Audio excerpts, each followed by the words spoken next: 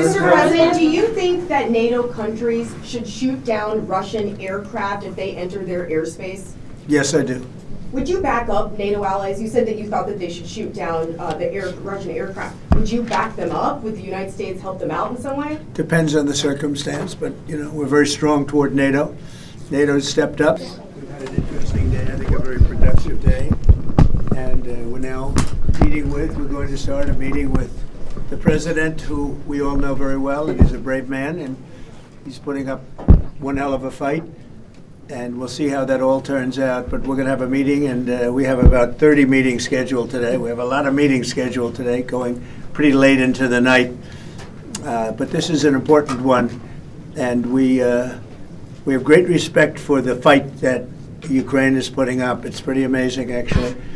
So, Mr. President, please. Thank you so much, Mr. President. First of all, thank you for this meeting. Thank you for your personal efforts to stop this war just now, Mr. President. And I'm happy to say that just now our first ladies of Ukraine, first ladies of the United States, Yes. just now we'll have a meeting about Ukrainian children. Thank you for Melania's personal involvement to this topic. And this is very important. I will brief Mr. President and his team what's going on the battlefield. We have good news. Of course, we want to stop the war, and with your help, first of all.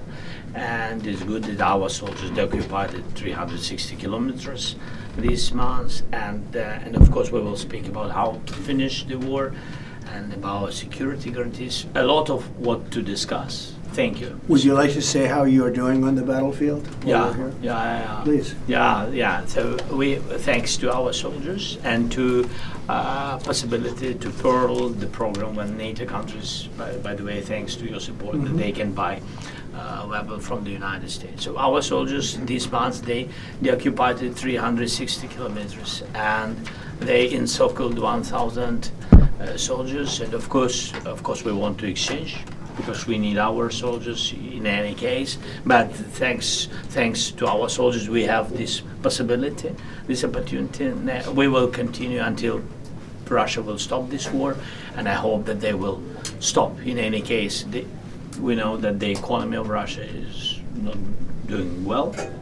With this, during this war, we need more pressure and more sanctions, and I hope with United States, first of all, and Europe, but we support, Mr. President, your idea, and I want to discuss it, how to stop some countries from Europe, how to stop them possibility to buy Russian oil and gas. That's right. Yes, I had conversation, by the way, with President of Slovakia, Prime Minister of Slovakia. We had good conversation. I think that they need some alternative ways, and they will support this idea. I'm not sure that Hungarians are ready, but everything is in the future.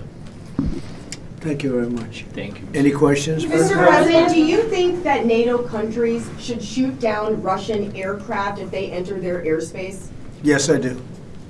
Mr. President, any update on your talks with President Putin, and do you still trust him? I'll let you know in about a month from now, okay? President Mr. Trump, your President, are message you to willing the... to provide Ukraine with the security guarantees the same way as European allies? Well, that's later down the road. We'll be talking about that. Hopefully, we'll be in a position to talk about that a little bit later on. It's a little bit too early to answer Why that do you question. think Mr. Putin is Yeah, not go going ahead, to meet please. with both of you? President Trump, your message to President Orban, who is refusing to stop buying Russian oil. Well, he's a friend of mine. I have not spoken to him, but I have a feeling if I did, he might stop, and I think I'll be doing that. What progress do you think has been made on ending Russia's war against Ukraine since the last time you saw President Zelensky? Well, the biggest progress is that the Russian economy is terrible right now. It's, as you know, it's crashing. And that, frankly, Ukraine is doing a very good job of stopping this very large army.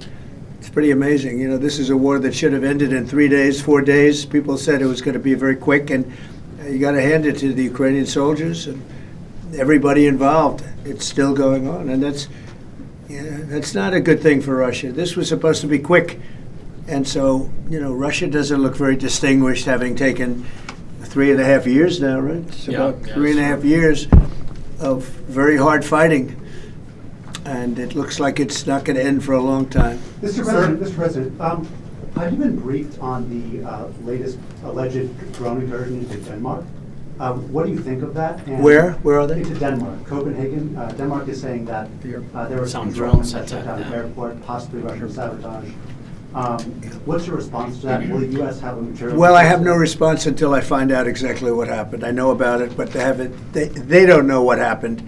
But we're going to find out very soon. Sir. Would you back up NATO allies? You said that you thought that they should shoot down the Russian aircraft. Would you back them up? Would the United States help them out in some way? Depends on the circumstance, but we're very strong toward NATO. NATO's stepped up. When they went from 2% to 5%, that was great unity.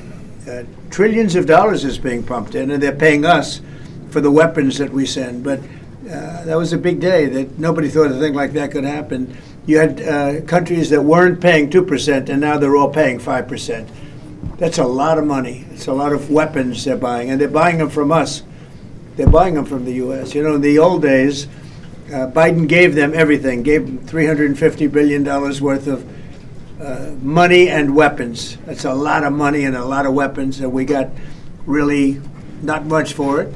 We gave the money to Ukraine to fight, and they've proven they're very brave. I mean, look, they're fighting, and this is a war going on 3.5 years, and people thought it would be over quickly because Russia's a big military power, and Ukraine, I tell you, they are good fighters.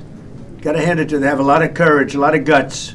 Thank you very much, everybody. Thank you. Thank you so much. 炮弹一发接着一发，瞄准乌克兰多个城市，俄乌战火延烧超过3年半，情势动荡不安。而美国总统川普这次在联合国大会期间又语出惊人。Mr. President, do you think that NATO countries should shoot down Russian aircraft if they enter their airspace?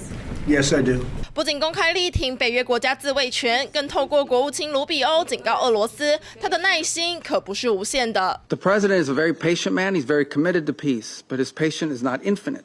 And as he has said repeatedly, he has before him the opportunity and the options of imposing additional economic costs on the Russian Federation if necessary. 川普也同步在社交平台上表明，乌克兰有能力奋战夺回完整领土，而俄罗斯一再的拖延战争，只会让他们看起来像只纸老虎。泽伦斯基立刻在会上大赞川普。Trump is a game changer by himself if he will be sure in Ukraine, and I think that he is more close now to this situation, and that's why. 但川普先前可不是这么说的。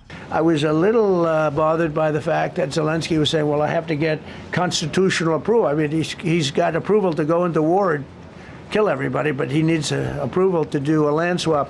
现在川普对俄乌战事态度出现大发夹弯，如今他言辞强硬，立场渐趋鲜明，让外界更加关注美国是否真的会调整对俄政策。只不过从制裁到安全承诺，川普能否真正落实，为这场延续3年多的战役画下休止符，仍有待观察。三立新闻李晶报道。